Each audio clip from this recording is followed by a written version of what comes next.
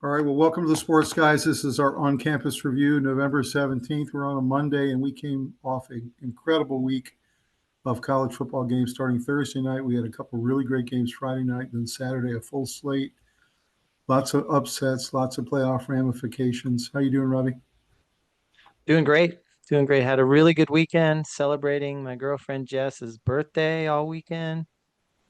We had some basketball, and I took the boys to the ACC soccer men's final here in North Carolina in Cary and on Sunday. So very jam-packed weekend, lots of sports in between that, and just had a really good weekend. A lot of fun, a lot of fun. So, takeaways from the weekend for you, some of the big games, teams falling out of the playoff, teams coming back into picture. One of the teams that did coming back into pictures in the background behind you right now, that's JMU. All of a sudden, they hmm won the Sun Belt Conference, and now apparently they're being slotted potentially for the number 12 seed in the playoff. I can't even believe it. That can you imagine if JMU and Virginia both made the playoff? So pretty incredible. I think the biggest surprise to a lot of people, but not to me necessarily, was Georgia.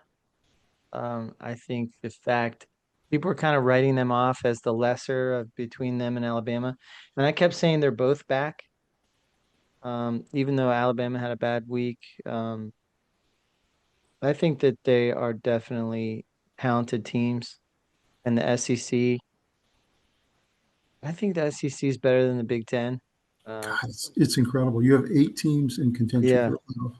Eight but I teams. think if you had asked people a month ago, they wouldn't have agreed with that. So that's what I've been saying the whole time. I think the SEC is great. I think the ACC is better than what people are giving them credit for. I think the SEC is better than what they're getting credit for, and I think the Big Ten is overinflated a little bit because of Ohio State. I agree. We overinflate and we Monday morning quarterback all the time. But when it comes to like someone like a Ty Simpson, I look at the hmm situation where he ripped off a couple big wins in a row, and everyone's like he's going to win the Heisman. And then this week, everyone's saying that he's just the standard Alabama quarterback who, looks great because of all the weapons around him, but then when he gets to the pros, can't do much. He's going to be a bust. I mean, it's just so funny. One I week know. apart, they're saying Yeah, how's he going to be a bust. what you're pointing to there is that Monday morning quarterback, Monday morning overreaction stuff. And I don't really fall victim to that very often. I think that there's usually in between on everybody. No one's as good as they look on their best day, and no one's as bad as they look when everything goes wrong and they have a bad day. That doesn't mean it's a bad team, you know? Hmm. So I really don't fall into that. I think there's times where you thought a team was invincible and a team went and just poked holes in their Hmm. lineup and showed where the weak spots are. And so the good coaches take that and say, all right, that loss might be the best thing that ever happened to us because now we're Hmm. pissed off, we're motivated, everyone's in the weight room, Hmm. and sometimes those losses hurt so bad that they are good for your team. And that's actually how I feel about Georgia's loss to Alabama. I think it was the turning point of the season for them I do too. because early in the year, Stockton was not playing very well. They weren't running the ball very well. Their defense was not as great as it usually is. They were just kind of an Yeah. okay SEC team. And then the last 3 weeks, man, do they look like they're rounding into shape. And What nobody's I coming like behind about them. Georgia's offense is it's balanced. Hmm. They can throw it on you and they can really pound it. What I'm scared of with Alabama is their ability to run is weak. Hmm. They're not much of a running team right now. And when you think traditionally of Alabama, you definitely are thinking they run it down your throat with three different running backs. That's not modern Alabama with Kalen DeBoer as your coach. Hmm. So I think that they're a little too one dimensional for my taste.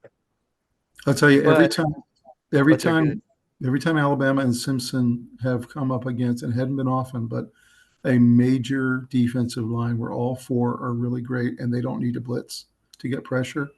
Yeah. He struggles in those situations, and Yeah. that's exactly what happened against Oklahoma. You had Venables, who's a great defensive coach. He dialed up a game plan that was just masterful. I mean, Simpson was never comfortable the whole day, and Yeah. so everybody can be beaten, I believe, in this field, and Alabama Yeah, showed a lot of their weaknesses in that game. I agree. Yeah, However, I still think they're a top six team in the country. So that's I what do, I believe. I do I too. don't know that the writers and all that would agree with that, but that's what I think. I think For me, on most given days, Alabama's most of the time going to steamroll everybody but the top six. for me personally, the same top two have remained the same all the way through the last 5 weeks. Hmm. Ohio State, Indiana. My new number three is now Georgia. I think they're now surpassing Yeah. Texas A&M. I think Texas A&M really should have lost on Saturday, Hmm. and there were some real things exposed about them that day. That their defense can be exposed against the right quarterback and right scheme. And so I'm not saying they're not a great team. They are. I think they're still a top Yeah, they 10 are. team. I just They're don't think loaded with talent. Yeah. I don't think they're three anymore. I think that if Georgia and A&M played on a neutral field, Georgia would win that game. So, I'm not sure about that. I definitely think A&M looks beatable for the first time. mhm. Um, but or in a long time. But I don't think I would move them down much. But I do think that if you caught them on the right week, you could beat them with a Mhm. really good team. A lot of weird things happening in the ACC. You've got, Georgia Tech has a bad week, then they've got two good weeks. Then Louisville beat some really good teams, including Miami, and then they have stubbed their toe twice now, including this game this Saturday that they really had to have, and somehow found a way to lose it. So I they're know. they're really on the outside looking out now. So ACC is very strange. It's very hard to predict what it's Yeah, all about. true. So let's take a look at what happened this weekend. All right, let's go. Let's go take a look. All right, let's do a shout out for our sponsor for tonight, and that's Academy Sports. We've had Academy on board with the program for about 6 months and have always enjoyed working with them. I love the place. I've gotten several pairs of shoes there. I got actually one of my golf drivers there about 10 years ago, and everybody there has been so friendly. Robbie, what do you and your family think about Academy? We love that place. We get all our sports gear there. It's pretty cool when we get to have our sponsors be people that we go see all the time. Hmm. We definitely appreciate the values we find there. My boys are playing three sports right now, and then of course they're into all kinds of other stuff. Um, we're always putting on helmets and going to different, sporting events. The latest, we had to get them outfitted in all new basketball stuff because they grow out of everything. Hmm. And so that's been fantastic. They're just so helpful, and I love the selection and the pricing. It's great, and the location's right near my house. So I can't say enough good things about what they bring for us. I totally agree. I love how the store's laid out. I love they have a football section, golf section, basketball section, baseball section. It's just really fun just to walk through there. So, guys, go check out your local Academy Sports store. Check out the Academy app or the website, and go check it out today and get some of your sports apparel that you need. And we'll see you guys next time. Yeah. All right, we're going to call this Conference Shakeout, our on campus review. You can see you had 7 teams lose that were top 25 teams this weekend: Alabama, Texas, Louisville, Iowa, Pitt, South Florida, inexplicably, Mhm. and That was strange. Cincinnati. Cincinnati and South Florida, those two teams were lined up for potentially the number 12 seed. Both have been knocked out of the playoff now because of this loss. Yeah, for sure. Any overall kind of takeaways from these 7? I think that South Florida losing to Naval Academy is the most dramatic. Yeah, I I thought that and did Louisville. not see that coming. I didn't see Louisville or South Florida coming. I thought both of them were Yeah. particularly strange losses. I think Texas got really exposed in that game. I think that they hung in for a Yeah. half, but they just couldn't handle the overall speed of Georgia and the physicality of Georgia. I guess you could say they're now 0-3 against Georgia in the last year. So Yeah, Georgia just put it on them, and um, you could see the flashes of brilliance from Texas's defense, but at the same time, you could tell that they were counting on Texas's offense to help out a little bit, and they weren't going to. So that's right. That's exactly right. Georgia just, Georgia just finally took them. So this is the time of year everybody's thinking about the big championship in Hard Rock Stadium. That's going to be the trophy for the national championship winner. And you've essentially boiled it down now to about 6 quarterbacks who are playing top of their game and have teams that could actually win the whole thing. And that's Mendoza with Indiana. That's Julian Sayin up there at the top with Ohio State. You have Marcel there with Texas A&M. Had a really bad first half and a really good second half. You got C.J. Carr with Notre Dame. You got Gunnar Stockton, who I think had his best game on Saturday by far. He's improving. And then you have Dante Moore, who is the sophomore 19-year-old phenom for Oregon. So any of these guys you feel have the juice right now to possibly take their team all the way? Mendoza. I mean, I think Sayin has the best team. I think Sayin has the best roster around him. Yeah, right. So it kind of reminds me of when was it Ohio State against TCU? Mm-hmm. When Duggan was just carrying that team on his back. Yes, I remember that. Yep. Kind of like that, I guess. Any concerns about Marcel Reed and why he struggled so much in the first half against a not a very good South Carolina team and really looked kind of confused? I'm going to give some credit. South Carolina came fired up. They did. Like that was not a normal South Carolina team this year. Mm-hmm. 31-3 at halftime. And Lenore Sellers place looked was really good. electric. And Yeah. Sellers looked great. The whole team looked super fast and athletic, and they were on fire. It just was clicking, you know. I have no concerns. I think Reed has had an awesome season. He did have a fantastic second half. Really fantastic. And they came firing back. Yeah. So, do you know what the chances South Carolina of winning were at halftime? 30-3. 96%. Yeah. The chance of this comeback was really unlikely, and the fact that they pulled this off and held them scoreless in the second half. I mean, that's the only way it could happen. You saw Shane Beamer wave into the crowd and all pumped up, and then if you see him at the end of the game, you couldn't see two opposite reactions. That's right. So I personally believe all 6 of these guys have a shot at winning the national title this year. All 6. Yeah. But I think the 3 most likely are Mendoza, Sayin, and Gunnar Stockton. That's just my personal opinion. I'd like to just start by saying if any one of these quarterbacks goes down, their team's run ends right there. Okay, so that's number 1. Absolutely.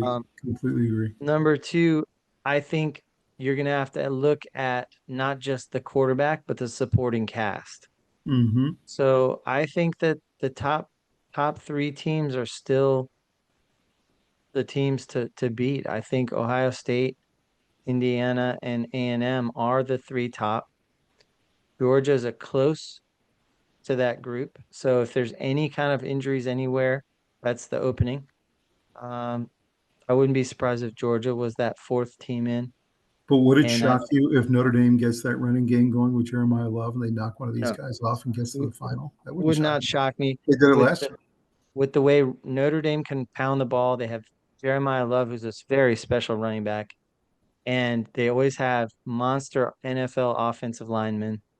They've gotten the throwing game going. C.J. Carr, they're starting to trust him with more of the playbook. They have Malachi Fields. They have nice weapons at tight end. They have a very solid team. Wouldn't shock me. If they play the right game plan, they could beat these top dogs. But I think most of the time these top teams would be too much for them. I agree with that. But I will say also with Dante Moore, I mean, would it be completely shocking to you if one day their offense just clicks and they put up 45 on Georgia? I mean, that wouldn't stun me. They have that capability. It's like a track meet. It's weird. I'm not feeling that from their offense this year. It's definitely down a little bit, but they have the capability. Good. They have the capability. So I don't know. We're going to watch. Do I think Oregon could beat Alabama or Georgia? Yes. 1 out of 3 times. Do I think Oregon could beat Ohio State? 1 out of 10 times. That's right. That's just what I think. So some of the QBs you don't see here, Arch Manning, Ty Simpson, Nussmeier, Drew Aller, some of the guys we started the season with thinking we're going to be up here, but just through circumstances, their team not being too good, injuries. These are the six that have really surfaced towards the end of the year. So, I think Ty Simpson should be still up here, but this is a weird week for that because they had such a bad week. But mhm, I just think he's very, very good with that team. I agree. Let's look at the scores. Oregon, Mhm. whoops, Minnesota. I thought this would be a close game. And Yeah, Dante Moore just kind of took care of business. He's got weapons all over the field. Everyone he throws to has yards after catch that you cannot believe. And he just dumps it off to people and they go, 60 yards sometimes. And Minnesota is a tough team typically, but they just ran into it in this really bad matchup for them. Any yeah. I take on mean, this? Dante Moore was the star. I mean, if you look at his numbers, 27 of 30. I know. Nobody It's has numbers like relatively that. accurate. I know. 306 yards, 2 touchdowns, no picks, 91.4 QBR. I'm surprised his QBR isn't higher. Like And 27 out of 30. what's funny is they have a tight end on that team who's his security blanket, Sadiq. Yeah. And John Gruden the other day was saying that he's been watching the tight ends this year because he loves tight ends, and he said that he's the most impressive tight end he's seen this year, Sadiq. He said Yeah. that's this year's Tyler Warren is this kid Right. Sadiq. So really, he's an Yeah. incredible player too. If you look at it, I mean, Tom, 510 yards of offense. Right, And exactly. they more than doubled. They more than doubled Minnesota in almost every category. That's right. Well, in a lot of the important categories, I should say that. So they had a little lull in the middle of the year, but I feel like Oregon's starting to get back. They're getting into playoff Well, shape. it's Yeah. it's hard to say when when you play a team that's a little bit lesser, it's really hard to gauge what you just saw, you know? Um, what if Oregon literally had instead lined up against Georgia that week? Like, would they have looked like that? That's a good point. You know what I mean? They really it would have been a different looking team. So a lot has to do with matchups. And I think Minnesota's having a nice year, but they weren't ready for what Oregon unloaded on them. Right. You know, It's a track I, meet. You've got to have really good corners to play Oregon. You really do. yeah, You got to I get don't you think, got to get a pass rush. I don't think, it's it came together for Oregon in that week. I mean, Mhm. it was a home game. They were a little bit they've been a little disrespected lately. Everything was clicking. They had a balanced attack, um, steady defense. Not nothing spectacular turnover wise or sacks or anything like that, but they were just steadily obstinate, as a You defense. So you it you was think just a good team effort. you think Dante Moore's going to come out after 2 years with 2 years of eligibility left, or you think he should stay one more year? I don't because I think this is a pretty good quarterback class. I think he Hmm. should wait until it's not as good to give himself a better chance of being a first round pick. The next I year don't it'd be think him, he'd him and I don't Arch. think he'd be a first round pick right now. Right. Yeah, it's interesting. So this game was just bonkers. I mean, Louisville misses 3 field goals in the Yeah. fourth quarter. Two of them were 32 yarders. He missed two 32 yarders and he missed a 42 yarder in the Yeah. third quarter. I mean, there's no way Louisville shouldn't have won this game at home when they absolutely had to have it for the ACC title. And they find a way to lose it 20-19 with botched punt snaps and all kinds of mistakes. So, what is your thought about why this happened? I mean, if you look at the stats, Louisville played pretty well. Yeah, they did. Well, first of all, I'm of the mind that, well, Louisville's quarterback, Miller Moss, I think highly of him. I think he's very good. But Cade Klubnik has been extremely disappointing this year. But to me, if I'm an NFL team, I'm watching him and I'm thinking about drafting him in the third round or something like that because you don't forget how to play quarterback. And his team has been disappointing this year. He's taking a lot of the blame. I'm really careful not to put too much blame on the quarterback, just like I'm not going to put too much credit on the quarterback. There Tim has to be, Hasselbeck. Tim Hasselbeck the other day was breaking down all the QB class, and he said he thinks Klubnik should stay another year too, just like Arch and I Moore. think I think he should come out, but I think he is going to be a steal of the draft, is what I'm trying to tell you. I Mm-hmm. think they're going to get him in the third round, and he's going to be starting within a year. Mm-hmm.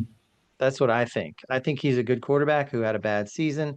Kind of reminds me of Drake May, kind of reminds me of Justin Herbert. But you can agree that with Moss and with Brown, who got 135 yards, and Bell, that wide receiver you and I both like, they have a better Love him. roster. And how do they not Love win him. this game? I'm You know, not sure they have a better roster. I'm not sure of that. I think Clemson's still Clemson. I think they do well in their recruiting department from high schools and development department. They're built to build from within and not bring transfers in and start them and all that. They don't mm-hmm, do that. They don't like it, and I think it limits them. They're no longer going to be the national powerhouse that they used to be until they change that their system. mm-hmm, But their system still works. They're still going to be effective most of the time. They're mostly going to have good years.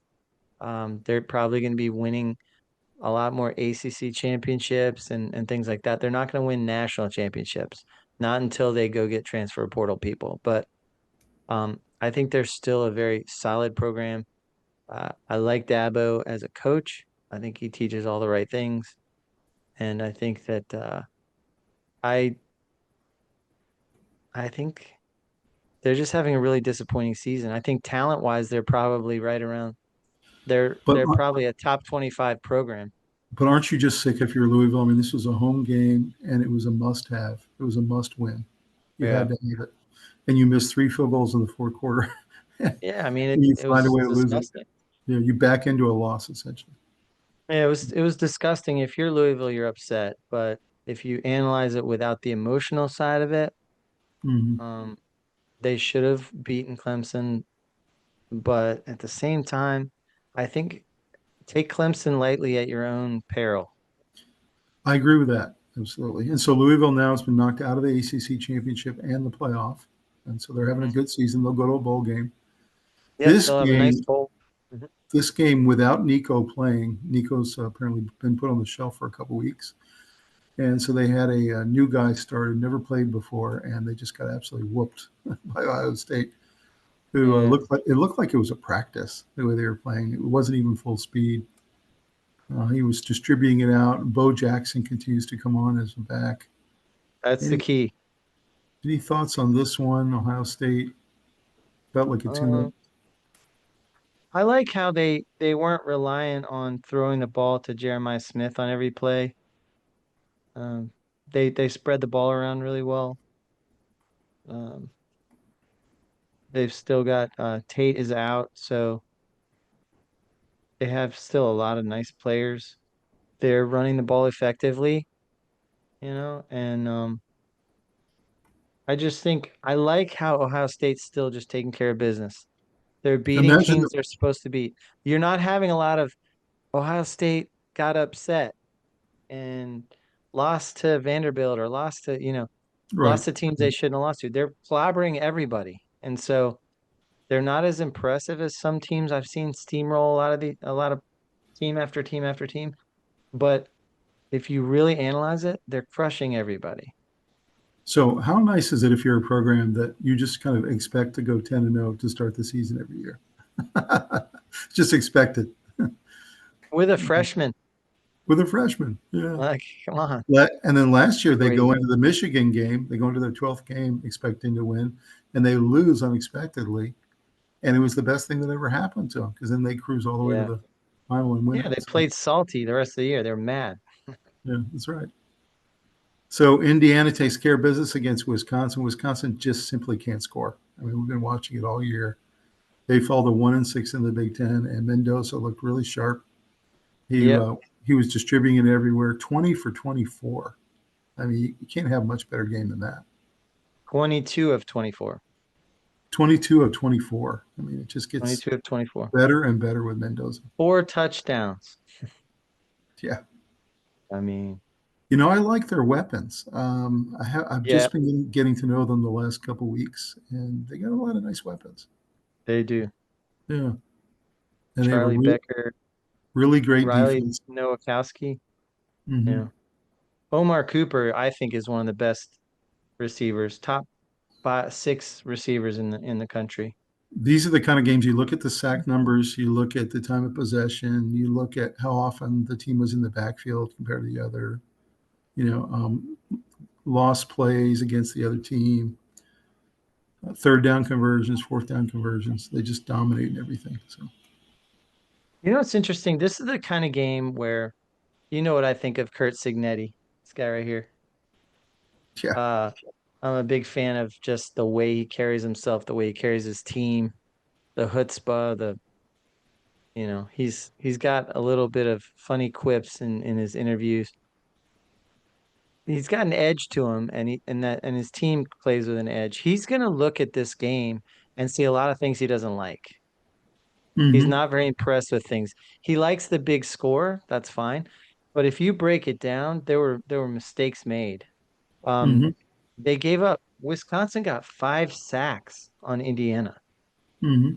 I guarantee you, Signetti's not happy about that because he's thinking, what would that be against Notre Dame, or what would that be against Georgia. Georgia? Yeah. Um, he's got to be thinking 5 sacks against Wisconsin. You know, Yep. No, you're what right. would that He always finds something to work on. There's no question. Yeah, there's plenty here for him to go in there and say, you know, you guys better enjoy that for one day, and then I'm gonna treat you like you lost. Hmm. Um, he he's the best in terms of not letting his team get complacent. He knows human nature must be fought against, and there is a natural inclination to relax when you have a huge win, like a big blowout Hmm. win, and he doesn't allow his team to get relaxed like that. So. Well, Indiana keeps rolling, and they're rolling towards the Big Ten championship, where they're going to play Ohio State, and everyone in the country is going to be watching that game. That'll be really I really, really, must see really TV. hope that we as a public get that game. That we deserve that game, I think. Absolutely must see TV. Yeah, So yeah. this game, we talked about Marcel Reed looked like complete trash. He looked like a rookie QB in the first half. And Lenore Sellers just went off. And this is what we've been waiting on all year. He finally looked like the quarterback that we thought he was going to I be. was And I South wasn't Carolina's down defense was all over Texas A&M. I mean, I all over. wasn't down on Reed in the first half. I felt like South Carolina's defense was playing like they were shot out of a cannon. I mean, I felt like South Carolina was playing way above their heads Rob, do you know in how terms of often a team goes on the road to a team like Texas A&M and takes a 30-3 lead at halftime? It just doesn't happen. I mean, this was remarkable what happened in this first half in I front of the watched it. Texas A&M. Yeah. I watched it. I thought this was the week where A&M actually gets exposed, and I felt like I was wrong because I've really felt like A&M has been one of the top 3 teams in the country. But what I watched in that first half, I thought maybe I misjudged A&M, but I really Mhm. was thinking maybe we misjudged South Carolina and Shane Beamer. Like Yeah, but they looked so pathetic all year. they looked so So, bad, but like yeah, when it starts clicking, sometimes yeah. it's wow. This So this what? team has talent. So what adjustments do you think Elko made in the second half? Because clearly he made the better adjustments at halftime because they come out absolutely storming. They score 3 touchdowns in the third quarter, and then the Gamecocks don't even score in the second half. So what do you think he did in the locker room to try to Um, get the team? I don't know exactly what he said, but I know what the results were. It was touchdown and then 3 and out, touchdown, punt, touchdown, turnover, touchdown. Like it was just every possession was a part of the comeback. It was impressive. It was impressive. What A&M did in the second half It was unbelievable. was was straight out of, they should be showing that video to teams that need to believe in themselves so they can do a comeback in the second half. Like It that, was it was a truly clinic. unlikely. It was a Yeah. clinic. What did you think of Concepcion? I know that he used to be such a great Oh, I NC love him. State Wolfpacker. I love the guy. Mm, 158 yards. Mm. yeah. He's Any such other a stats? playmaker. I think he should be a first round pick. He's That's just incredible. He's that's me. truly incredible. Any other stats that you see out of this game that you want to call out? Uh, One of well, the best games of the day for sure. I think A&M's defense came to play for real in the second half. 4 sacks, and And all of a they sudden, Sellers looked like Marcel Reed in the first half. yeah, You they know, made South Carolina punt 6 times. right. That's amazing. Yeah, they unloaded on them. I mean, What a great game. What a great game. I yeah, mean, I it thought to was a myself at wild game. halftime that this is going to be the biggest upset of the year. That's what I was thinking. When And Shane then, Beamer's leaving and waving to the crowd, pumping them up, you could see in his eyes, he said, "We've got this." And I'm not sure what he told his team at halftime, but whatever it was, he should never do that again. I want to see what in the world these two guys said. I really hope There they should say be no this. there Hmm. should be no element whatsoever of comfort when you're knocking the snot out of a team because you're gonna let them have life. Right. Um, you know, So this game but was crazy. Oklahoma goes on the road to Tuscaloosa and picks off Alabama, gives them their second loss. Ty Simpson throws 42 times, which is way too many. yep. Alabama couldn't run the ball. And Venables, who's the coach for Oklahoma, who's a defensive specialist, just really had his team ready to play. It was impressive to watch. So, any thoughts about this one? Mateer getting this big win? Too many passes. Obviously. Um, hats off to Oklahoma. You know, I mean, they were impressive. And Mateer has been through a lot this year. There's been a whole lot of Mm-hmm. speculation that he was involved in some crazy stuff with gambling. I don't know what, but he's had a tumultuous year. He's He's also been had some dealing with injuries this year. injury. Yeah. He's had an injury. But I was happy to see him have this solid game. Mm-hmm. But yeah, Ty Simpson kind of was asked to do too much, I think, and they could not run the ball enough. Alabama needs to be able to run the ball for a bunch of reasons, but part of it is their mystique. They need to create a mystique where they're more physical than you are, and they pound you with all-American running backs, and it's just a lot of that just didn't happen, you know? So now Uh, everyone's calling for DeBoer's head again, just like they did yeah, when they stop. lost I early mean, in the year to Florida State. Are any thoughts about that? DeBoer not a good fit, all that kind of stuff. I mean, I'm not I buying think into I that. think he is. I think he needs to work a little bit on the running game. I think to be at the highest level, I think Alabama needs to work on their running game. But, I mean, Oklahoma got 4 sacks. They really brought it. But also, Oklahoma's offense had more success than I thought they would against an Alabama defense. They were really having success in the short passing game and in the running game. And I don't know. I was surprised to see Alabama get kind of I pushed will around by Oklahoma. I will say that Alabama really dominated in all the stat categories. Yes. Um, they dominated in time of possession, 34 to 25. They dominated in yardage, 406 to 212. First downs, 23 to 12. They dominated in a lot of the important stat categories, but they had 3 turnovers. Right. So they were stalling out drives that should have been points. So they should You have just won this game, you know? you just can't have it. You just can't. It's You 100% can't true. have 2 fumbles and an interception, and the other team has none, no turnovers. You're not going to win. So now Alabama's not going to go to the SEC championship game. They're still likely going to get into the playoff because they only have 2 losses. Let me put it this way. You can lose the turnover battle if it's close. If Right. it's 3-2 or 2-1 or 4-3 or 5-4 or it can be outrageous number of turnovers, but both sides are doing it, it's fine. If one Right. side has 3 and the other has 0, the team with three is gonna lose. Like, The turnover battle is almost always determinative, no question about it. yeah, if it's skewed, if it's extremely skewed, then that's who won the game.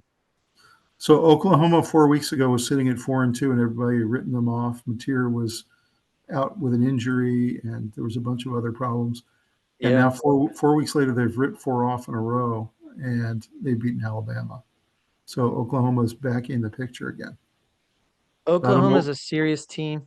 They have a lot of talented players. They have experienced quarterback, good coaching.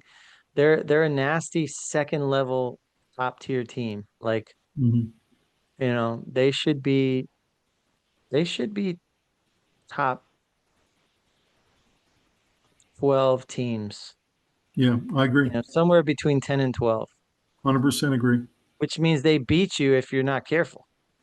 That's right. So Because this game, I don't call it an upset. If a 11 beats a 6, I don't call that an upset. I just don't.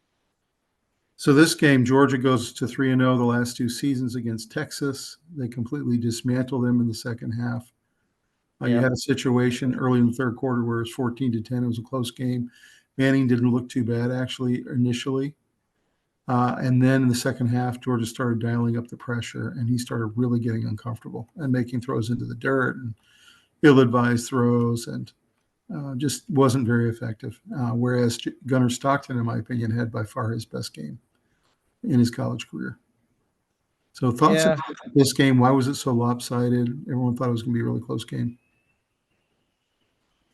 Well, I mean, I think that they were asking Arch to do too much, you know. Um, when you have Quintravian Wisner at running back and you run him 9 times and he gets 37 yards, you're not going to beat a top tier team. I don't I think they did spread the ball around decently well, Arch did, but he threw too many times. 27 of 43 is not going to usually win you a game. Mm-hmm. So um I wasn't terrible. I mean, it feels like the amount of pressure Georgia was able to get on Arch. I feel like Arch takes all the blame for it, but I don't think very many quarterbacks could have stood in there. Can we agree finally now that they're 7-3? Texas is not a top 10 team. I mean, I think Yeah, we've I agree. proven that now after 10 games. I They're good. agree. They're a good team. They're top 20. They're very Um, good. They're just not great. They're yeah, not a great team. yeah, that's right. And then Georgia's going the opposite direction. After their one loss to Alabama earlier in the year, they're just getting better and better and better every week. They're So, solid. They have a balanced attack. They have a great team on all sides of the ball. It's Georgia. They've got a little bit of that chip on their shoulder. No one mhm. respects us. Everyone looks at us as like the fourth or fifth best team in the SEC. And They're everybody had been doubting Stockton. He can't get it done. He's not really an SEC quarterback, all that kind of stuff. and you know And what? now all of a sudden he's Kirby playing good. Smart. I think Kirby Smart should be up for Coach of the Year. You think so? I think the job he's doing is fantastic. Yeah, he's a great coach. I mean, yeah, they lost to Alabama, but I'm telling you that he's pulling all the right strings. He's getting a lot out of Stockton. He's really made that defense formidable. He's calling gutsy plays at the right times. Like, he'll go for it on fourth when he's feeling his team and they Hmm. get it. Um, I think Kirby Smart's one of the best coaches in football. I think And you're I right. don't know if I would He's have said proven. that a couple of years ago. I just felt like he had a team that was just loaded with talent. How can you not win with these guys? I think he's doing a really good coaching job, I do too. you know? I do too. I 100%. don't hear a These lot of people programs, saying that either. these programs don't have the advantages they used to have, and the talent spread out a lot more. And these teams are really, really good, but they also are vulnerable. And you're right. He's taken them to a nine and Right. one record, and they're playing their best football. So He's this taking a game, team with a little bit less talent than he's had in years past. They're still very talented. There are lots of five stars on there, but he's doing a lot with them. He's coaching them up. This game, by the way, next year is in Austin, Texas, and you're going to see Gunnar Stockton and Arch Manning go head to head again, and that'll I be bet you really that's one of the interesting. top games of the year It'll next be year. really interesting to see how much better Texas can do at home. So I'm looking forward to that one for sure. This Yeah. game was not even a contest, and UCF actually had a really good start to the year, but is really banged up right now. And Texas Tech, of course, we know is one of the top, 6 or 7 teams in the country, and they Yeah. just blast them 48-9. So anything you can take away from this one? Um, Texas Tech, ever since their loss earlier in the season, has been on a rampage. I feel like they're probably the most chip on their shoulder team in all of college football. I It agree. seems like to me. Um, Georgia might be second. I don't know, but I'll tell hmm you, they are a talented team. They're They are. they're they're under the radar. I don't think anybody's talking about them for national championship. They're extremely talented. They're the balanced attack, They are going to be a defense is problem. athletic. They're going to be a Yeah, problem. I'm telling they you. are. They are. They had four Yeah. sacks and 8 tackles for loss. That's not surprising. I feel like they just dominated and they're just a clearly better team than UCF. And Everyone that's talks about showed. their offense, and their offense is really good, but no one really talks about their defense, which is very good. The Texas Yeah, Tech defense. So it's real good. They're 10 and uh, 1, we've been watching them for a while, and I'm really impressed with them. So 7 and 1 in the Big 12. this game was really competitive. We had Lagway played pretty well in this game. Florida really came out. They wanted to give Ole Miss a challenge. They're playing with an interim coach now. I Mhm. knew they wouldn't roll over. I just knew it. I knew Florida had that backbone. Yeah, But they have pride. it was just a little too much Chambliss, a little bit too much Lacey. The talent kind of took over. There's no question. Ole Miss is the better team. Anything you can take out of this one? Juwan Lacey's the guy. I mean, he's him. He got 224 yards rushing, 3 touchdowns. I mean, he's a one-man wrecking machine, basically. I'd like him to They come did. to the Panthers, please. Dolphins could use him along with Shane. Yeah, Well, but I don't know. I like the coaching. I like Lane Kiffin. yeah, I think he's got the fantastic. right mix of levity, but seriousness. He can laugh at himself. Like The he's really got a pedigree where, his dad was one of the most innovative defense coordinators of all time. mhm. Um, I, I think he's a football mind. I think he's a young, upcoming stud coach who had a couple rocky starts in the beginning. He's learned his lessons and he's listened to advice from very knowledgeable coaches, and he's really coming into his own. And you realize, Rob, Ole Miss is also 10-1, and they lost to I know. Georgia by 3 points. Hmm. They could be 11-0 right now. Yeah. That's how well they've been playing all year. It was a really weird dynamic in this game, Robbie, because Kiffin has been rumored to be the next coach at Florida, Yeah. and he was asked about it both before the game and in the post-game press conference, and it was just kind of awkward because he's sitting there, he's just beating Florida with his team, and That is weird. he really wouldn't kind of answer the question either He before or wouldn't after. say no, I won't be, but he said, I Yeah, love Ole Miss. Like, he just that's not wouldn't good answer it. enough. He Yeah. wouldn't answer it. And what's funny is, If I'm a recruit, I'm seriously nervous about going to Ole Miss. so interestingly enough, Ole Miss has now given him an ultimatum and asked him to let them know by November 28th Yeah. if he's staying or going, which I thought that was an interesting thing for them to do. But they basically want Clearly him, they're nervous. they want him to say before the recruiting period starts on December 4th. So Yeah. I don't blame him. yeah. So that's going to be interesting to see if he decides to do that or not. By the way, they also said that if he does make that decision, he's not going to coach in the playoff, which I think is really strange. Hmm. He's taken his team all the way to the playoff and he doesn't get to coach them. So I don't know. It's a very strange situation. And if I were him, I would not go anywhere. I'd stay at Ole Miss at least another year and finish this out. I mean, you've got a chance at a national title. So I that's don't know. just me personally. But I don't think we can answer that for him. And I don't mean to be like that, but I don't know what his family life is. I don't know where he really enjoys living. I don't know mhm. what he thinks of the administration that he works for. Um, maybe he loves it, maybe he doesn't. Maybe he doesn't love living in that place. He's Maybe also his being fam rumored. maybe his He's al- family's not happy. Maybe he has goals in the NFL. Maybe he has goals that are not being really met. he's He also can being get rumored for the LSU job as well. So apparently, there's a little bit of a competition between Florida, LSU, and Ole Miss who wants to retain him. My So point is there are many factors that should decide what he should do, and only mhm. he knows what they are really. Right, that's right. He and his family are aware of the criteria, and so he should do whatever's best for him and his family.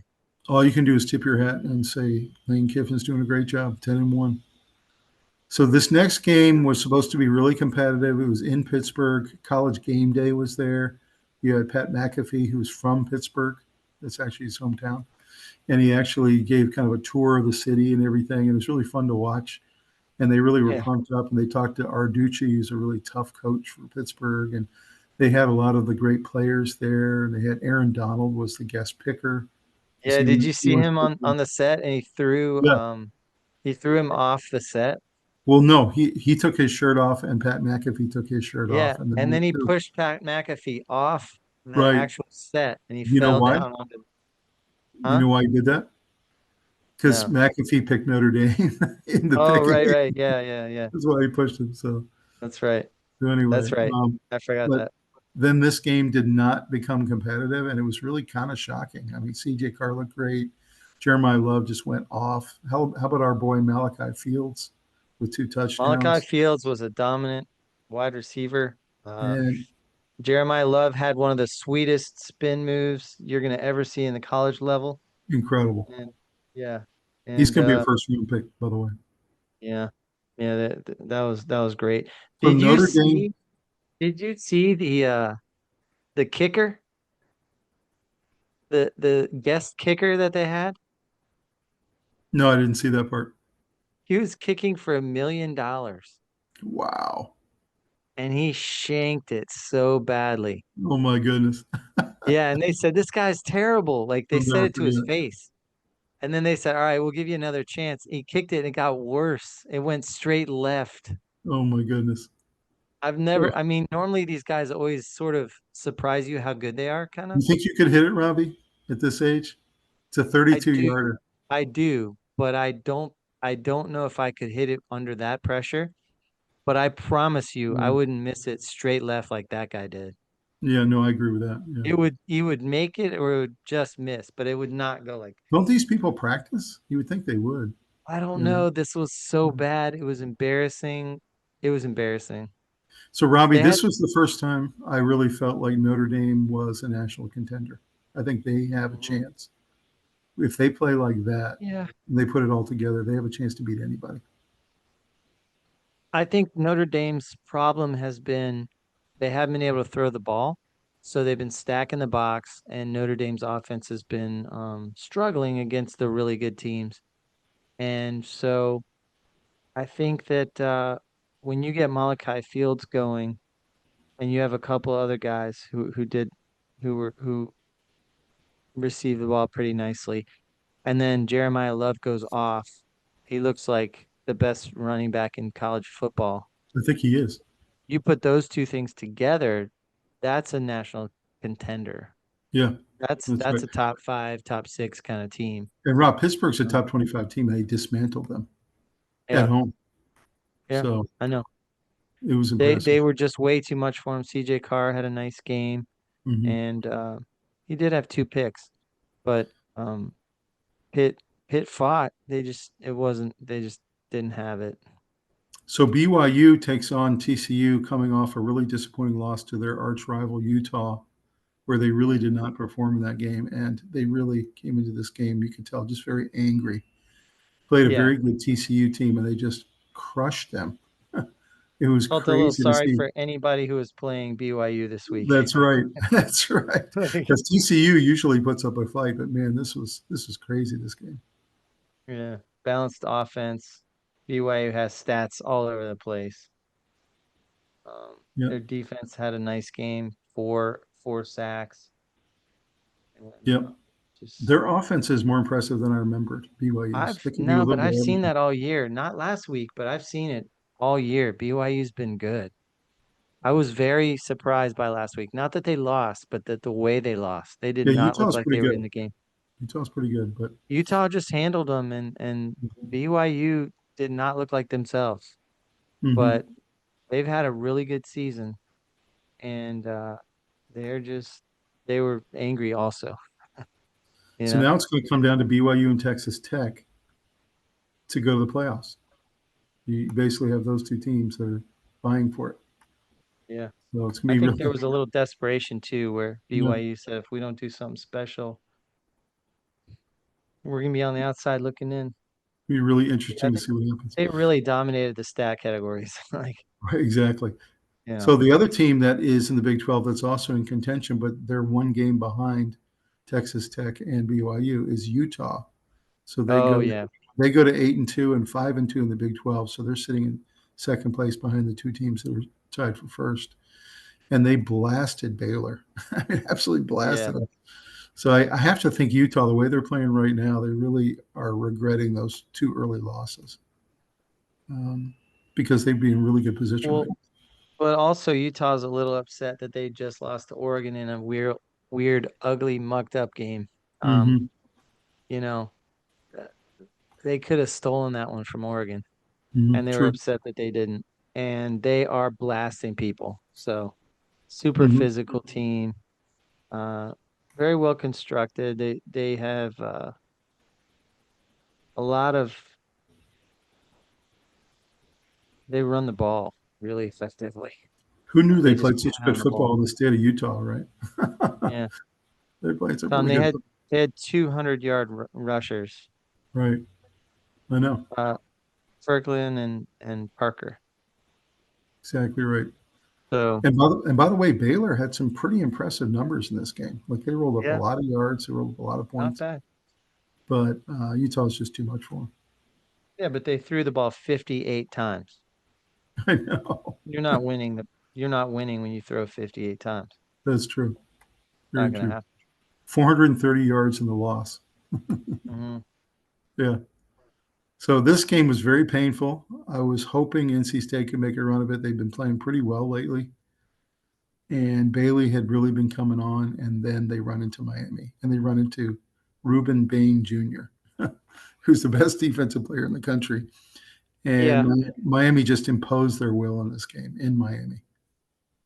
So, any thoughts about this one? Well, I was rooting for NC State, but at the same time, I'm rooting for Miami in general.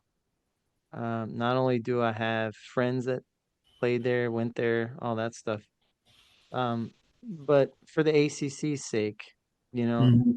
if Miami lost that one, and if NC State is, this huge spoiler that knocks out all the best ACC teams, uh, it's not good for the ACC. So part of me is definitely happy that Miami won, even though I was rooting for NC State. But Miami's got a legitimate shot at trying to squeak in, you know, Mhm. They do. and It felt it's like this was a a statement game. I possibility. mean, they could have won this game 24-7, but it felt like they were really trying to roll up the score because they know they're trying to Yeah, get back into it. they're trying to make um, the committee not be able to hold them out. They had the really bad loss to Louisville, and they have to roll up these scores now the rest of the year. Yeah, So unfortunately, NC State was the victim of that. So I thought Carson Beck played really well. They ran the ball well, but balanced attack. the They main threw thing the was ball, they they were ran the ball. in the backfield every single play with NC State. I mean, they just Yeah, could not operate the offense. they had some really nice picks. They had a hmm beautiful pick six. Oh my goodness. Yeah, He just he just stepped in front of the guy and just took it to the house. yeah. Michael So Irvin was going bananas on the sideline. I was watching that. That Yeah, I was know. He gets so fired up. uh, he's on fire. He Yeah, loves the Canes, man. loves the Canes. So Georgia Tech somehow squeaks out a win against Boston College. They were struggling all day. Yeah, Boston tough College week. actually rolled up a 28 to 17 lead, and it looked like they were going to get the job done. And then Georgia Tech had this incredible fourth quarter. Haynes King was just on fire, and the whole team was on fire to try to win this game.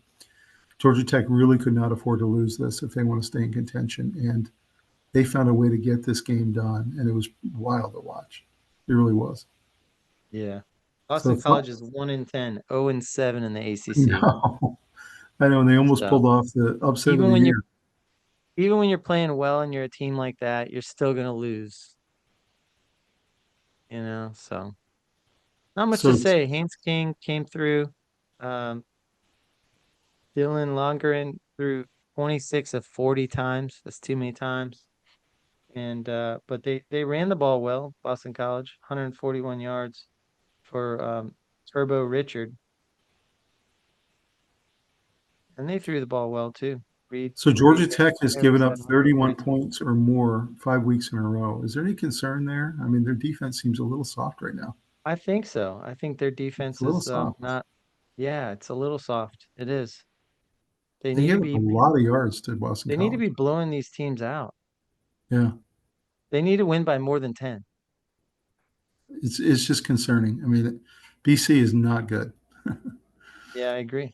And so I don't know. I don't know how you go back to the drawing board this late in the season. You got 2 games left, but um, they got it done. That's all you can I say. have to say, Win and move on.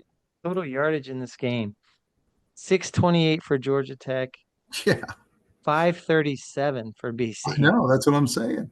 That's what I'm trying to say. There's no defense on the field. It's very concerning. Yeah, This is a team that's 0-7. yeah, So yeah, I don't know. That was a really strange one to watch, but they got it done. This game was really competitive. I knew it would be. Iowa's been coming on. They've actually been playing really well. yeah, USC also is really good, and their offense is fantastic with Maeva and the boys, and they can run the ball. They're playing better defense. Iowa always plays good defense. It just felt like a really solid, competitive Big Ten game. So USC keeps themselves in the hunt. Any other thoughts on this one? Um, so I think USC's having a really nice season actually. 8-2, 6-1 in the Big Ten. I feel like Maeva had a nice game, but it took, it was a team effort. It really, they had to they had a balanced attack, which is great, and they had to come together. They had no sacks on defense, but they played pretty tough, like pretty stingy, pretty stingy defensively, and they just made a few more plays. Mm-hmm. Statistically, it was fairly even for the most part. Um, a lot of the yardage was skewed for rushing for Iowa and throwing for USC, which is not a surprise. But ultimately, they moved the ball about the same number of yards. You know, Very very Iowa similar had a stats. Iowa had a 21-10 lead at halftime in this game. Yeah, And usually Iowa, the way they play and the way they lock down on defense and run the ball, they yeah, would be able to salt that game away. But the problem is they're playing USC, and USC has a really effective passing offense. So yeah. They just needed a few opportunities, and they took advantage of them. yeah, that was an impressive win. I mean, Iowa's a very good team, Yeah, and USC remains in the hunt. This game was another almost crazy upset. It was kind of like the week of almost upsets that didn't happen hmm, because Northwestern had another team lined up for an upset like they did earlier in the season. And Michigan finds a way on a last second field goal with 2 seconds left to beat Northwestern 24-22. Almost got shocked, but instead go to 8-2, 6-1 in the Big Ten. So any takeaway on this one? Well, I mean, Bryce Underwood having 2 picks really hurt him. Mm-hmm. I think that they were good enough to overcome it, but they certainly put themselves in a position of a pretty dangerous position. If they had played a much better team, the results would have been a lot different. They would have Probably would lost have to been a blowout. most of the good teams. Yeah, I agree. Would have been a blowout. I agree. Yeah. You know, it's interesting Like, watching Underwood's highlights from this game. You can tell he's still a rookie. He's a freshman because yeah. he'll have like a really good series where he'll lead the team down the field, will get a score, and then he'll have a really bad series where he throws a couple in the dirt and then throws a pick. And it's just he's Yeah. just very inconsistent. And I so I think what have you have is the talent level is so much higher for Michigan that they were able to overcome 5 turnovers and 0 for Northwestern. That mhm, it's rare to have that. You know, you you can barely ever overcome that kind of level of that's turnovers. true. And you realize that 12 of his 21 receptions were this kid Marsh, who's really Hmm. been emerging for Michigan. He's a fantastic player and 189 yards receiving. So, Yeah. yeah, just better talent across the board. They can run the ball, they can pass the ball. Had no Better business. plays and then a fumble. Better plays all the way down the field and a pick. Better play. They So had no the business player being in this game. They mistakes. kept Yeah, Northwestern in it with turnovers, basically. no question. Yeah, No doubt about it. Without the turnovers, this game wasn't close. right. So, congratulations to them. They got it done. Virginia has their best game of the year. I think even better all around in all three phases than the Florida State game. Played a really Yeah. hot Duke team. Duke really wanted this one. They were at home, and Virginia puts a complete game together for the first time in about 5 or 6 weeks. Morris has 250 yards at halftime, and Taylor played great. And this kid Trail Harris, man, is he good? Yeah, he's good. But I was most impressed with the defense. Man, they were so good all day. They just stifled Duke. They were good. They were good. Um, Duke quarterback was under a lot of pressure. 4 sacks for Virginia, very solid. But Jamari Taylor's leading the ACC in rushing. Right? So they when they run the ball effectively, it takes a lot of pressure off their throwing game, and then they can do it when they feel like the timing's right and they're not in a desperate Right. And then you know what's survival mode. interesting is then all of a sudden, because he was running so well, then the play action starts working, if you Yeah, notice that. And guess that's who's right. wide open? The tight end across the middle. He was throwing to the tight end. He was throwing to Trell Harris. He was throwing to Cam Cam Ross. Ross. Yeah. Yeah, So Cam Ross. it was impressive. It really was. The The one Sage Ennis's touchdown was sweet. oh, it was great. It was He so came all great. the way across the field from the Yeah. far end of the line. He likes Ennis. He throws to him a lot. He was just So fading back and he launched it way up there and just so let he him made run one under. bad throw all day, and it was in the fourth quarter. They were trying to salt Yeah, away the game. It was 34-10. yeah. It was a Only pick a couple six. minutes left, and he gets pressured and just kind of throws it up in the Terrible. middle. It gets Yeah. picked and brought back for a pick six. But Yeah. again, that's not on the defense. So Right. takeaways from this game, obviously Duke is not bowl eligible yet. They want to be, but the main thing is that this keeps Virginia in the driver's seat for the ACC championship game in Charlotte. Yeah, I mean, I think statistically Virginia kind of whooped them. If you look at it, 22 to 11 first downs, 540 yards to 255. So it was rushing yards 224 to 42. Yeah. That's a dismantling. Dismantling. We talk all the time about the weeks that Virginia doesn't commit to the run and how frustrated we get. Yep. Well, in the weeks that they do commit to the run, we have to call it out, and they were just fantastic. Yeah. And this kid Whaley is the backup running back. He had a great day behind Yep. Taylor. He really mixed in well. So I was And really if proud of the you boys. look at the turnover differential, Virginia threw 2 picks, and Duke had a fumble lost. So that's close enough to not have a differential that makes it impossible to come back.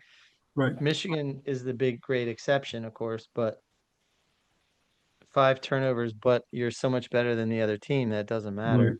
You still can So, get a walk-off field goal to win. yeah, Yeah. that's a strange, I strange was game, but very proud of Virginia, and I really liked Elliott's post-game speech. Basically, we're yeah, not done yet. We're going to celebrate for one night, and we're going to get back to work. So I yeah, like that mentality. So, Chandler Morris said he came to Virginia for one reason only. It's because he wanted to win an ACC championship, and everybody laughed at him. This was in the yeah, preseason, and he's on the brink of doing so. So yeah. we'll We'll we'll see see. what happens. See what happens. Yeah, Tennessee plays New Mexico State. It should never happen. One of those games you Yeah, just don't understand why they schedule it.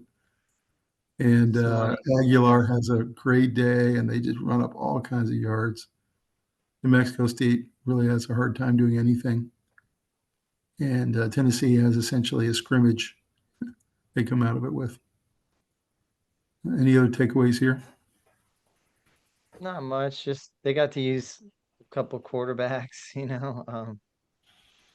Yeah, it was just they spread the ball around. A lot of different players got to touch the ball for Tennessee, and you know, it's It's like a it live was game practice. That's what it it feels was a like. domination. Yeah. Yeah. hmm Tennessee's out of the mix for the playoff, but they're going to get a good bowl game. So this game, totally shocking. South Florida had everything to play for. They were sitting there in the prime Yeah. position for that number 12 playoff, and they have been having just a phenomenal year. They did play a very good Navy team. Both teams were 7-2 coming into the game, but I just felt like the Navy wishbone offense and very little passing didn't give them much chance against South Florida. And South Florida did roll up a lot of points and a lot of yards, but couldn't get it done. So, what's your takeaway on this upset?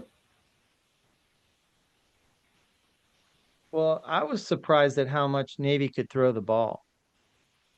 That was That surprising. that was shocking to me. Yeah, coming into the game they couldn't, so it was I kind of out of wasn't character. surprised that they could run the ball and that Blake Horvath was going to run as a quarterback. Um, but the fact that they could throw the ball, I mean, he had 147 yards throwing, hmm and he had a receiver that had 146 yards, Heiderreich. hmm So, you know, Miami, excuse me, Navy is not known for great defense and also not known for throwing the ball very much. They're a little more balanced this year that hmm they can kind of they're a real football team this They year. are. They're very good. Robbie, I realized last year when Army went 10-2, and this year Navy very possibly could go 10-2. They have two real patsies on their schedule. Yeah. That there's going to be a year that one of these academies gets into the playoff. I really believe that and slips into that I'm number not 12 spot. sure. I feel sorry for the academies because you don't have a normal path of transfer portal capabilities. Like you're not going to have people say, "I'll go to Navy for more money." Like you're not going to have some star player that will transfer there because they like what's going on, or nobody becomes a Navy midshipman unless that's what they want to do, and they also want to stay with football as But well. Does that make but sense? do you think there's ever a possibility that one of these teams could go to the playoff?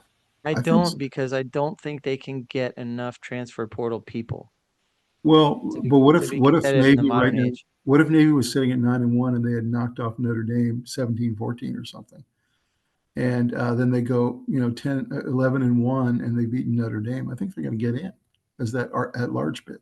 Maybe, but I think that the committee knows that they'll get blasted. I know. I'm just saying. I'm kind of rooting for it. I kind of hope one of these academies does it one year and I love the academies. this really shocks it. Yeah. I want to figure out a way to assist them in the transfer process. hmm Like let them have an extra transfer portal window or something. Like the academies should Yeah. get treated specially.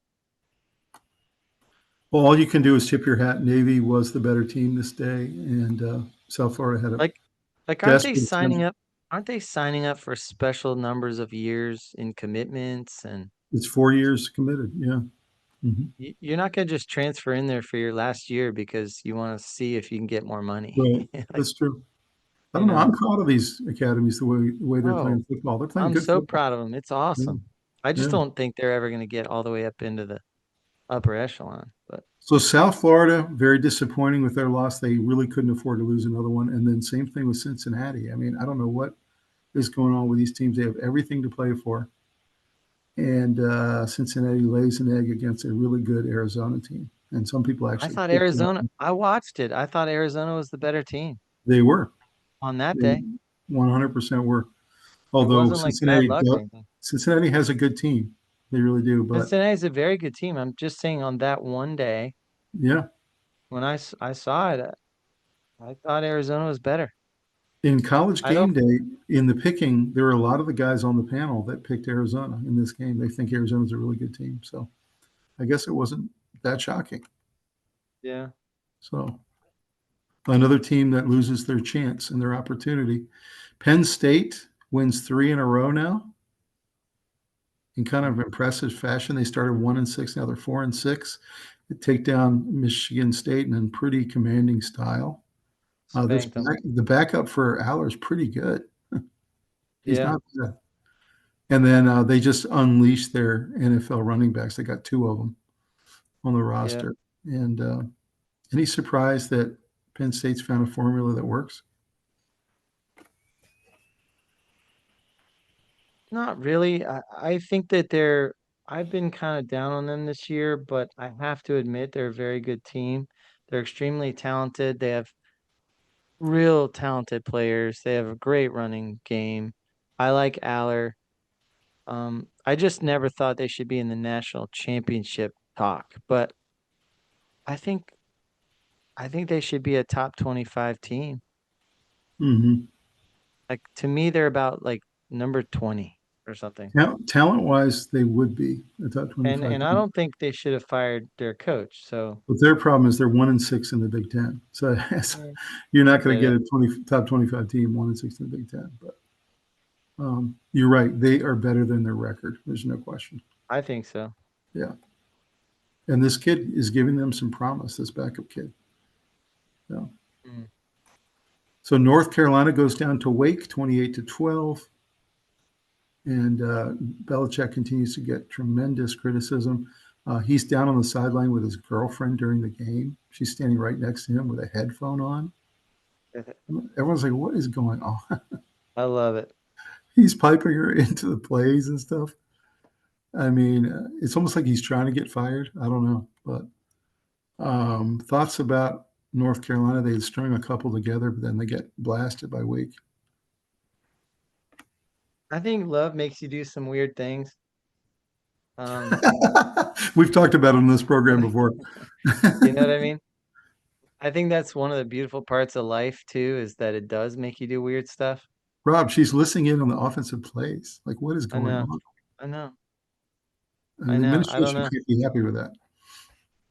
I love it. In fact, when I saw the stat for Jordan Ship, I thought for a second she had her own stat line, Jordan. But That's funny. no, Jordan, uh I think Wake Forest is a really good team. I they are. mean, Tom, I was telling you that you didn't get to watch them play Virginia last week, or you didn't see all of it or whatever. I was telling you that this was by far the best defense I had seen in the ACC this Hmm. year. There's no doubt Hmm. in my mind whatsoever that they were Right. swarming, they were just collapsing the pocket, they were attacking from all sides. They were savage. And the fact that they beat Virginia with their backup quarterback out was not a surprise. Possibly could have beaten Virginia with their starter in there. They're 7-3, Hmm. 4-3 in ACC, and played really They're well solid. against Virginia. They're solid. The They're very offense is solid. very functional, and their defense is very functional. So, To me, they kind of took the place of Pitt as that really scary team you don't want to play. yep. Um, And but really, that's it's every year. Every year we have Wake on our calendar. I always yeah. get a little pit in my stomach because I know they always play you tougher. I'll tell you, No matter. man, you don't want to play them there. You do not want to play them at Wake. Mm-mm. Nope. That's a tough assignment. So This is an impressive win by them I'm not because surprised. I'm not surprised. Carolina had been playing better, and so it was impressive. Yeah, I'm not one Florida of the State. Carolina haters, but I really am impressed with Wake Forest's defense mostly. And I think their offense struggled against Virginia, but I think that their offense is better than they've played at times this year, and they have a lot of young players on offense. So I think they're just coming along slowly. Florida State takes Virginia Tech to the woodshed, 34-14. Finally played a really complete game. It's been a long time for Florida State. Castellanos looked good. The running game looked good. Of course, Robinson, his wide receivers, unstoppable. And Virginia Tech just couldn't keep up offensively. Um, any thoughts about this one? I like Castellanos. I think I'm a fan of his. I think that they're just having a tough year. It's kind of inexplicable, really, and I don't know why they're having that kind of a year. They have talent, they have players, but Castellanos. I think the NFL should look at him. I really do. Mm. I don't know about what round. Maybe even like let him walk on or sign a He's a independent project. He's a contract. project. He's a Yep. project. I'd Hmm. love to have him in my quarterback room and have him not cost me anything. Sign him as a walk on or Unrestricted free agent. unrestricted free agent, Hmm. I should say. Uh, but yeah, Virginia Tech, they're having a tough year. I think that's why they went out and got James Franklin, and I think that it makes sense. They want to Any be thoughts competitive, about and right now they're not very competitive. any thoughts about that big announcement today with James Franklin signing and he's coming to Virginia Tech and what I that think does it's for going to them? help Virginia Tech look more like Virginia Tech, which is tough defense and some athletes on offense and good special teams. I think they'll look more traditionally like Beamer had them. Hmm. I agree.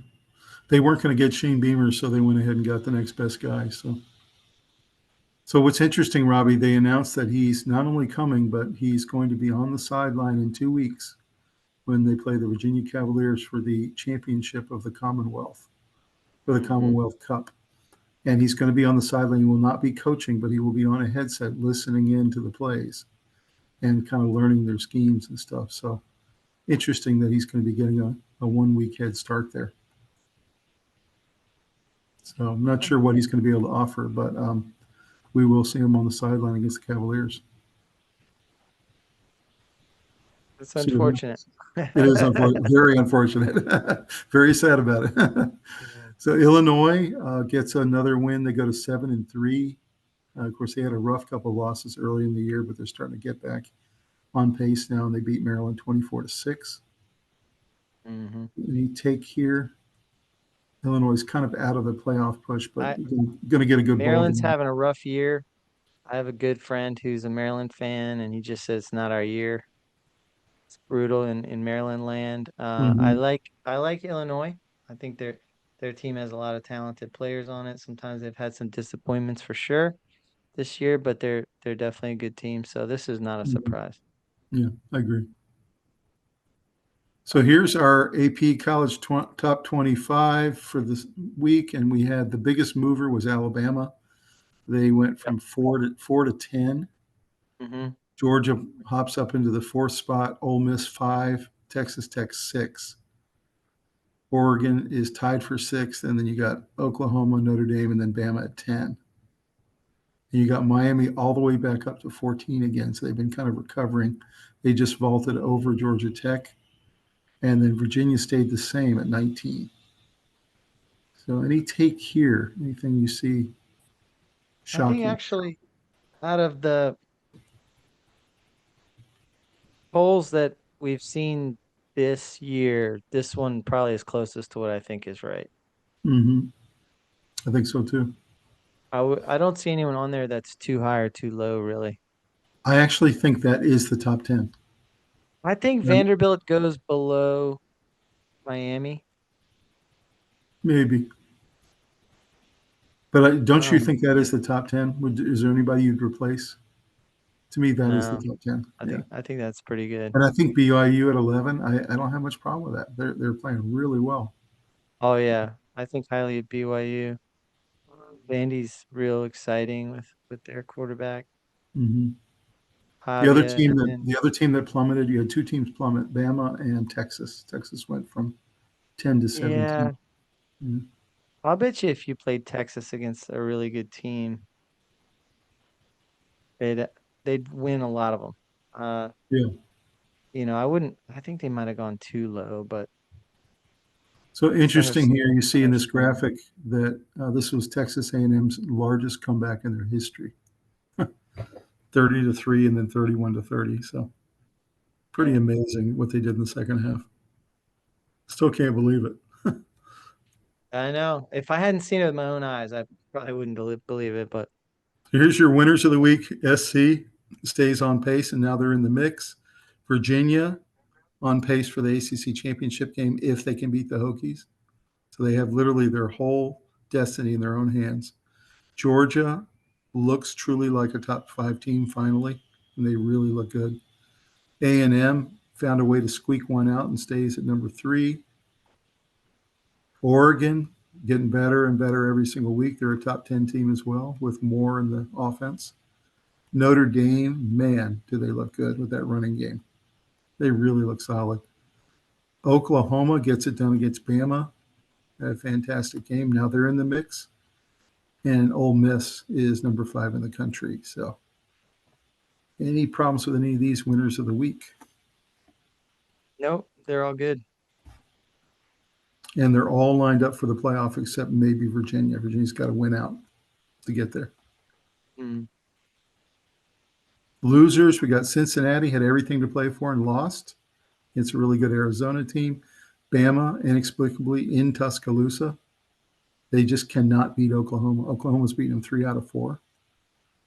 So I don't know what it is. Texas really looked pretty bad against Georgia, in my opinion. Mhm. 35 to 10. Georgia looked very good against Texas. Yeah. Louisville had all of the cards in their own hands. They had their own destiny in their lap and lose at home. Again, I just don't understand that one at all. South Florida, same thing. They Clemson. had, sorry, go ahead. No, it's Clemson. Like, I don't Yeah, know. That's that's true. tough. South Florida had their destiny in their own hands and lost to Navy. So again, That was inexcusable. I didn't quite understand that one at all. And then final one here, the Gamecocks only put them on here because they lost the biggest lead in Texas A&M history and looked so good in the first half. It looked like they were finally going to Yeah. have their big win this year, and then it got ripped from the jaws of victory. So, Yeah, that was kind of tragic to watch, but yeah. any argument with any of these, and would you add anybody? No, I think that's about right. That's about what I would I do. think so too. So James Franklin, Virginia Tech, we talked about All that. right, Tommy, hang on. Are we almost done? Yeah, it's this and the All right, next one. let's wrap it up. Okay. All right, rock and roll. So James Franklin, Virginia Tech, we talked about that. That finally was announced today. Kalen DeBoer and these 5 teams, according to the official Ohio State site, they think that these 5 teams are the only teams that can win the Natty. I disagree with it, but they said it's going to be either Ohio State, A&M, Bama, Georgia, or Notre Dame. And that So means Oregon can't win it? I don't know about that. Oregon, Indiana can't win it. I don't Indiana agree with can't win it? I don't that. agree either. Yeah, so I saw that and I was like, I'm not sure about that. And what they're saying is that these are the only 5 that can win 3 or 4 games in a row, which is what it takes. Yeah. So I don't know. I think Indiana's in there for sure. This was pretty funny. Mark's safe from hearing Roll Tide and Hook 'em this week. Mhm. It does get a little annoying sometimes when you're around them. This one is the cycle of the SEC that no one can explain. So Yeah. Texas can't beat Georgia. Georgia can't beat Bama. Bama can't beat Oklahoma. And Oklahoma can't beat Texas. Yeah. So How do you explain this, No, I Robbie? I love mean, that one. I love that one. That's exactly right. why do these teams have each other's numbers? What is I it don't about know. it? It I don't doesn't know. make It's any the in-conference thing. I don't know. It's really funny. It makes SEC really exciting though. But Yeah. I don't know. That was a weird one. I don't care about your job, political views, or anything else. I judge you solely based on which college football team you cheer for. Hmm. So that's somebody's character. Uh, Either people don't watch football or have Notre Dame derangement syndrome. Notre Dame last year beat Indiana, Georgia, and Penn State consecutively. They have a better QB this year and the two best running backs in America and one of the best O lines. They lost to Miami by 3 and lost by number 1 to the second team in the country on a botched extra point. So are we undervaluing Notre Dame? Yeah, maybe. I mean, I think it's yeah. This is what I was saying before. There's no reason they can't be on that list of people that can go all the way. Yeah, I agree. Mhm. I think Yeah, Notre Dame should be on it. they can win 3 or 4 in a row. Mhm. There's no reason they I can't. guess the problem for Notre Dame is they have never done it in the modern era. They've gotten to the game and they get embarrassed.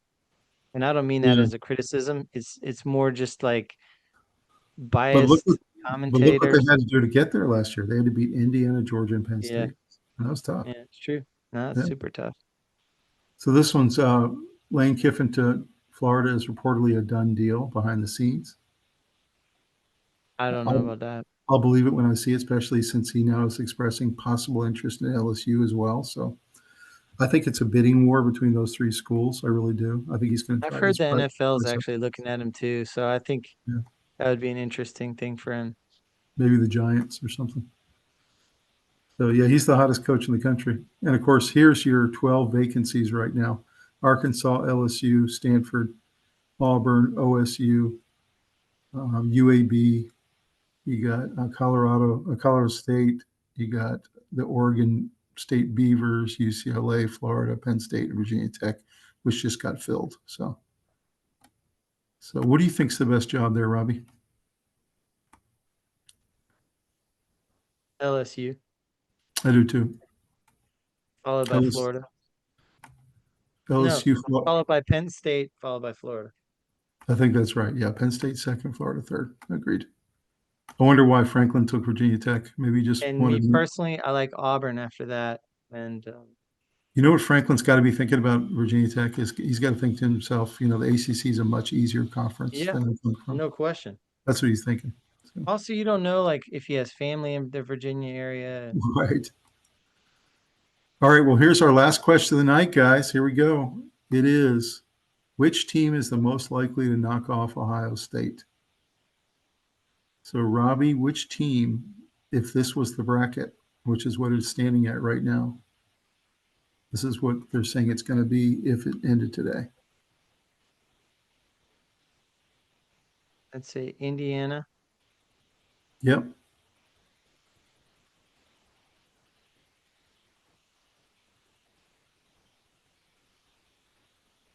Georgia, and A&M. I agree. Those would be mine too. I think actually Georgia, the way they're playing right now, might have the best shot in knocking off Ohio State, but I think Indiana does too. So those would be my two. Yeah, Drop us a comment, guys, who you think has the best chance of knocking off Ohio State this year. All right, Robbie. Well, wrapping up another great college football week, man. awesome week. So much good stuff. And really excited. This is the final stretch going into we've got a couple weeks left before it's all decided, going into the playoff decision for the committee. And it's it's pretty good. It's a pretty good time, right, to really lock in and see if your picks and your what you think's going to happen plays out. What do you think about JMU now sitting in the possible number 12 spot in the playoff? I mean, it's unbelievable the rise they've had this year without Signetti. They just won the I Sun think Belt. I just I don't think it's going to happen. Uh, Probably not, but JMU after Signetti is still a serious program. They're I still a know, really good football program. So I'm, I I'm know. happy for them. I'm happy for him too. Yeah. So it'll be interesting to see who gets that 12 spot. Can't wait to see what happens this weekend in all the games. Virginia has a bye week, Mhm. and then they've got one game left, which is the Hokies, their big rival. So what's going to happen is there's going to be a couple upsets, and Virginia's going to go up from 19 to 17 by not even Probably. playing. Yeah. What's interesting is Virginia is 16 in the coaches poll. I thought that was interesting. Mhm. They're three spots above, but we'll see what happens this weekend. There's some really good matchups, and we're pushing into that Thanksgiving weekend when it all wraps up. Yeah. This is when it all gets finally decided. So exciting. Guys, thank you so much for coming into the program tonight, watching and liking and subscribing and joining us on this incredible college football journey. We have loved every minute of it with you guys. We love this on-campus review we get to do with you. And Yeah. please like the video and subscribe to the channel and watch the other programs we got coming your way this week. And there's so much exciting stuff going on campus right now in all across the country in so many different sports, whether it's conference tournaments in soccer, NCAA tournament is about to start. You have um, volleyball, you have field hockey, there's swimming going on. There's so much action on campus right now. There wasn't a whole lot to report as far as definitive things, but the NCAA, I watched the NCAA women's tournament has started in soccer. Mm-hmm. There's just a lot of really cool sports that are just happening in terms of tournaments that are fired up. And they're starting to put seeding together for the tournaments that are going to be happening. So it's a really cool time. Then you mix in all this amazing football, and campuses are popping. It's true. It's going to be a lot of fun. I can't wait for it. You talked about the soccer game. You took your boys to the UVA final in the ACC championship game, and now we're off to Yep, the NCAA tournament. So that's really exciting. yep. We're a 2 seed, so that's good. That's It's good. going to be great. Guys, we'll see you next time on the Sports Guys. Have a great one. Thanks for joining us. See you.